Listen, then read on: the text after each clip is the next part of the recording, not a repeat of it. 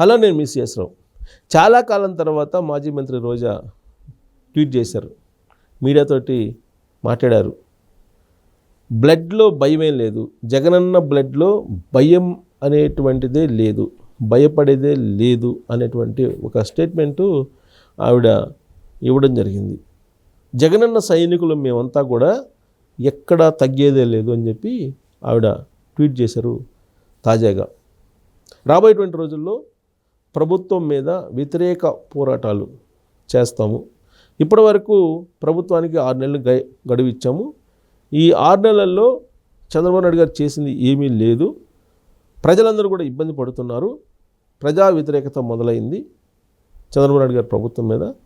కాబట్టి ఇక నుంచి మేము జగనన్న సైనికుల మాదిరిగా క్షేత్రస్థాయిలోకి వచ్చి మేము పోరాడతామని చెప్పి ఆవిడ ట్వీట్ చేస్తూ ఒక వీడియో కూడా లింక్ చేశారు, వీడియో కూడా పెట్టారు.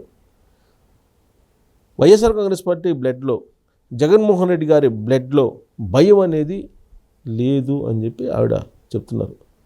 నిజంగానే రోజా గారు చెప్పినట్టు చాలామంది అదే చెప్తుంటారు. ఆయన అభిమానులు కూడా అదే నమ్ముతూ ఉంటారు. నిజంగా ఆయనకి భయం లేకపోతే 2019 నుంచి 2024 మధ్యలో అధికారంలో ఉన్నప్పుడు ఆయన చేసినటువంటి, ఆయన అనుసరించినటువంటి పద్ధతుల్ని ఒక్కసారి రివ్యూ చేసుకుంటే మరి ఆయన బ్లడ్లో భయం ఉందా లేదా అనేది మీరే ఒక ఒపీనియన్కి రావచ్చు.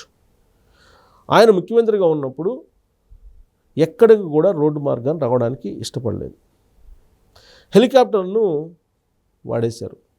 ఆకాశ మార్గాన్ని మాత్రమే ఆయన ప్రయాణించేవాళ్ళు. అలాగే స్పెషల్ ఫ్లైట్లో ఎక్కడికైనా వెళ్ళాలంటే వెళ్ళేవాళ్ళు.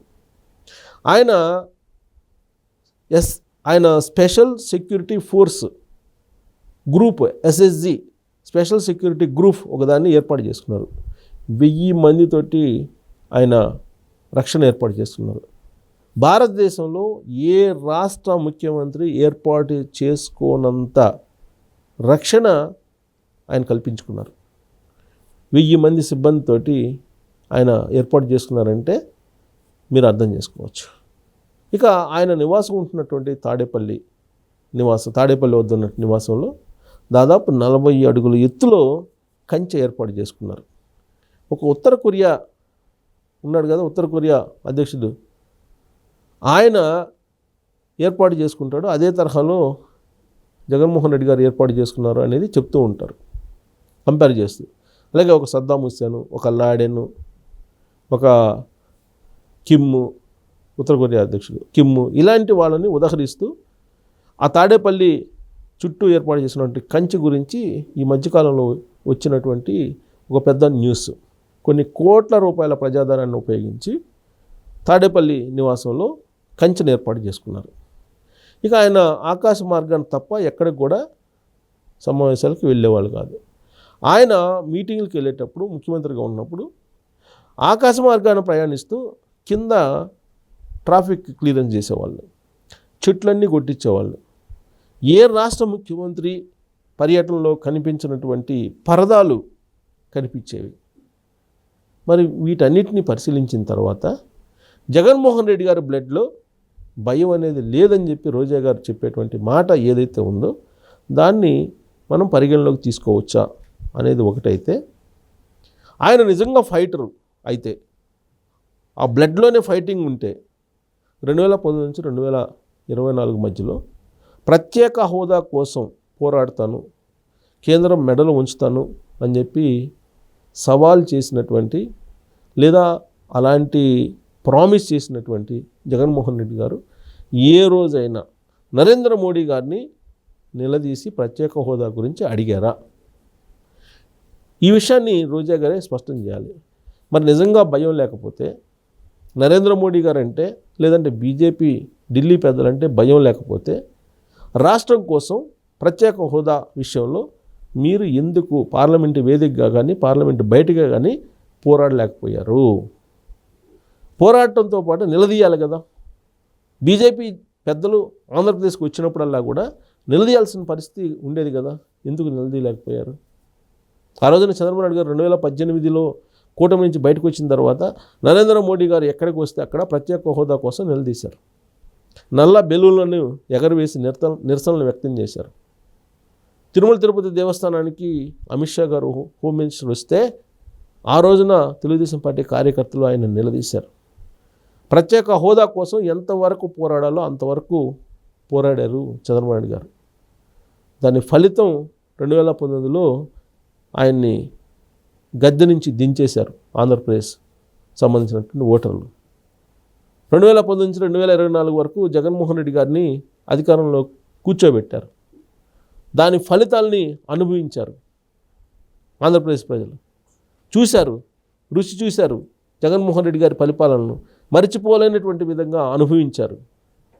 ఇక లాభం లేదని చెప్పి జగన్మోహన్ రెడ్డి గారిని కేవలం 11 మంది ఎమ్మెల్యేలకు పరిమితం చేస్తూ ప్రతిపక్ష హోదా కూడా లేకుండా ఓడించి అధికారం నుంచి లాగిపడేశారు ఆంధ్రప్రదేశ్ ఓటర్లు. మరి జగన్మోహన్ రెడ్డి గారు ధైర్యవంతుడైతే, లేదంటే బ్లడ్లో భయం లేకపోతే కేంద్ర ప్రభుత్వం పెద్దల మీద ఎందుకు పోరాడలేకపోయారు? ఇదొక అంశం. 2, ఇకన జగన్మోహన్ రెడ్డి గారి బ్లడ్లోనే భయం లేదు అంటున్నటువంటి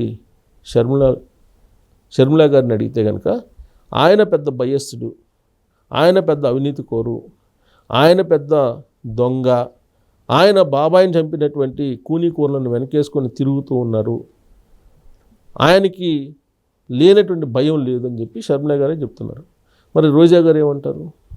నిజంగా భయం లేకపోతే ఇవాళకి కూడా మీరు ఫుల్ సెక్యూరిటీ పెట్టుకొని అధికారం కోల్పోయినప్పటికీ కూడా ఎందుకు ప్రజల మధ్యకు వెళ్తూ ఉన్నారు?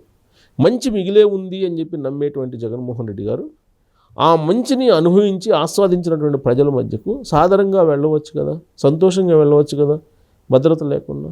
మరి ఎందుకు వెళ్ళలేకపోతున్నారు? అంటే జగన్మోహన్ రెడ్డి గారికి షర్మిల గారు చెప్తున్నటువంటి ప్రకారం అత్యంత భయస్సుడు. మరి రోజా గారు ఏం చెప్తున్నారు? బ్లడ్లోనే లేదు మా జగనన్నకి భయం అని చెప్పి చెప్తున్నారు. జగనన్న సైనికులుగా మేము ఇప్పటికీ పోరాడతాం అంటున్నారు. పోరాడండి, ఇబ్బంది లేదు.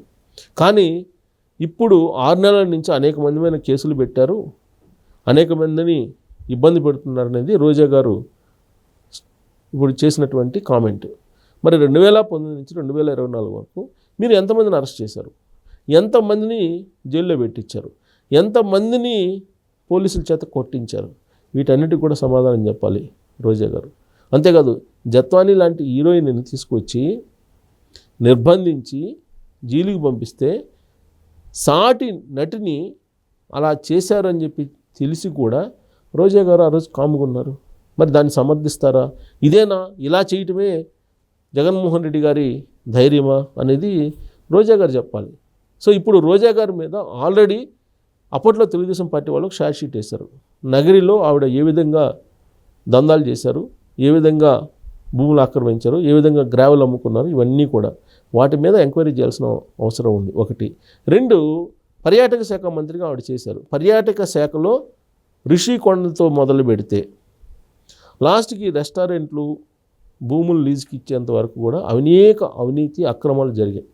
వీటన్నిటి మీద విచారణ వేయడానికి తాజాగా ప్రిన్సిపల్ సెక్రటరీగా బాధ్యతలు స్వీకరించిన అమ్రాపాలి గారు సిద్ధమయ్యారు. సో అమ్రాపాలి గారు ఫైళ్ళు కనుక బయటికి తీస్తే రోజా గారి బ్లడ్ ఏంటి, రోజా గారు జగనన్న సైన్యం ఏంటి, ఆ బ్లడ్లో భయం లేకపోవటం ఏంటి అనే దానికి సమాధానం లభిస్తుంది.